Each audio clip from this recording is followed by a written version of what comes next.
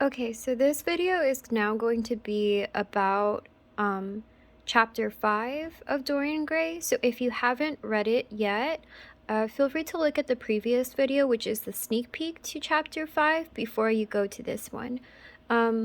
So this is going to just take a look at some of the significant quotes of like the first half of chapter 5 for now. It's quite a long chapter, but in this chapter you would have seen that Sybil is extremely happy over finding out that she may be able to marry Dorian, and she sees it as her ticket to freedom, and because of that, it really concerns her mother, but especially her brother.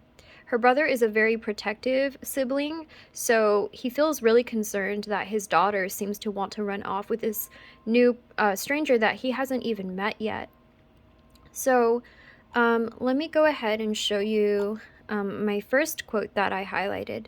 So this was the part where Sybil is basically telling her mom, like, we don't need the theater guy. If you remember, they, again, are not financially stable, so they're relying on their theater career in order to make a living. But Sybil says, she says, we don't want him anymore, Mother. She's referring to the theater guy.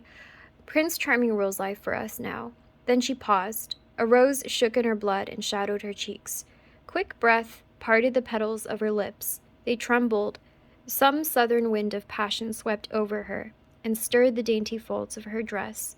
I love him, she said simply. So, again, she sees Dorian as the ticket to her freedom and her future. And what's really cool is that you also see a lot of flowery prose describing Sybil throughout the scenes that show her, and that kind of is helpful in understanding, again, her youthful beauty and innocence that is trying to be depicted here. But also, it's kind of concerning because it shows like she is very young and impressionable. So this decision is kind of scary.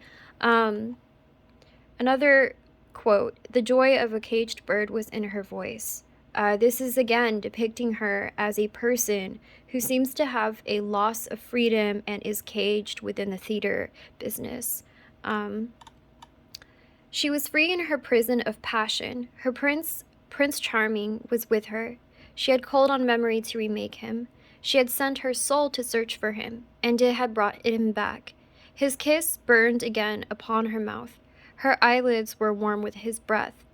So it's really interesting because she's almost like a real-life Juliet.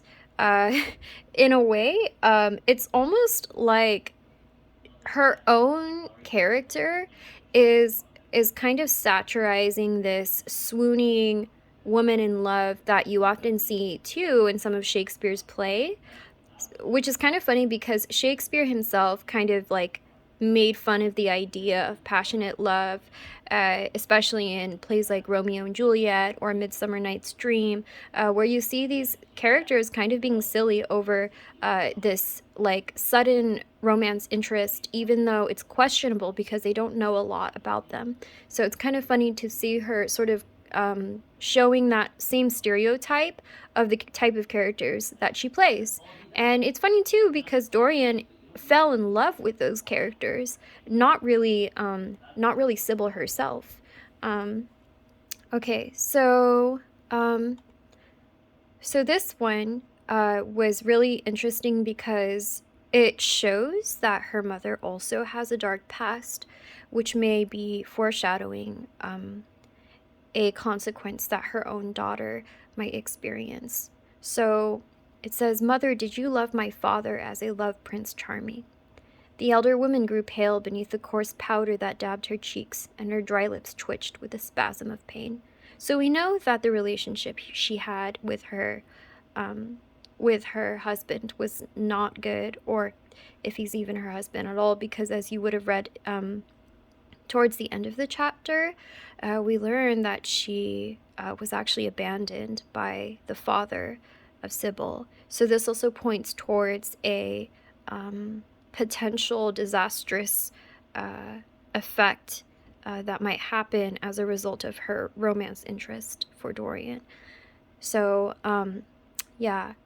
The other thing, society, muttered the lad. I don't want to know anything about that. Oh, I should first explain this a little bit, because this is now where we get to see Jim, which is Sybil's brother, and she's basically he's basically very different from Sybil in regards to his ambitions.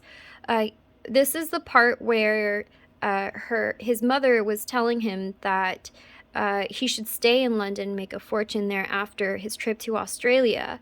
That's why she says here, "You paid me, my son. I trust you will return from Australia in a position of affluence. I believe there is no society of any kind in the colonies, nothing that I would call society. So when you have made your fortune, you must come back and assert yourself in London." Now, this is still also a very Victorian mindset. This was during the time period where a lot of Victorians definitely saw themselves as extremely superior to the colonists, even though this is, you know, post-Revolutionary War. But yeah, but another thing that's important about it is it goes to show that, similar to Sybil, Sybil and Jim's mother wants to stay in the comfort of something that she's kind of used to, but also financially someone else is providing for her. Obviously, during this time period, it was very difficult for women to seek ambition. I mean, you know, it wasn't the same, especially for lower class women. You normally didn't have the same autonomy or the same educational opportunities as upper class women. But it is still interesting to see this similar, like, mindset that her mother has. And yeah.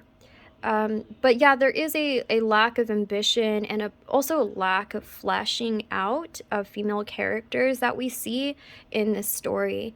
And that can be a critique of Oscar Wilde. He is obviously an amazing writer, but maybe the representation of woman is not the greatest in some parts. And there's a lot of, like, literary criticisms out there that explain the reasoning behind that. You know, he might not have felt that way himself, but there is a lot of evidence that does point towards him possibly preferring men over women when it came to writing about them for like reasons regarding, like, their status and their superiority. But yeah, anyways, so it says, "Society," muttered the lad. "I don't want to know anything about that. I should like to make some money to take you and Sybil off the stage. I hate it." "Oh, Jim," said Sybil, laughing, "how unkind of you. But are you really going for a walk with me? That will be nice. I was afraid you were going to say goodbye to some of your friends, to Tom Harby, who gave you that hideous pipe, or Ned Langton, who makes fun of you for smoking it. It is very sweet of you to let me have your last afternoon." So her brother does not want to go to the park, and you'll see kind of why. He doesn't really want to be seen by others because of the stark difference in looks and appearance to his sister. It says, "They went out into the flickering wind-blown sunlight and strolled down the dreary Euston Road. The passer-by glanced in wonder at the sullen, heavy youth, who, in coarse, ill-fitting clothes, was in the company of such a graceful, refined-looking girl. He was like a common gardener walking with a rose." Again, that flowery prose. And he is very different in appearance from Sybil, so he's going to be treated and perceived differently by society. But what's interesting is even his emotions seem to be parallel to his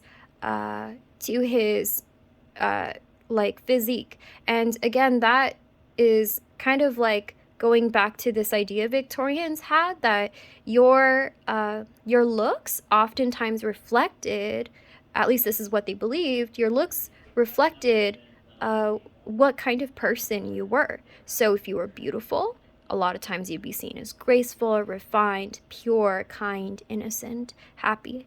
Whereas if you were of, like, if you didn't have those qualities aesthetically, then you were often seen as quite the opposite.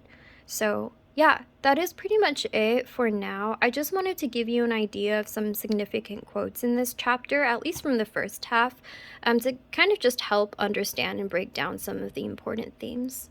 Alright, I'll see you in the next video. Hope that helped.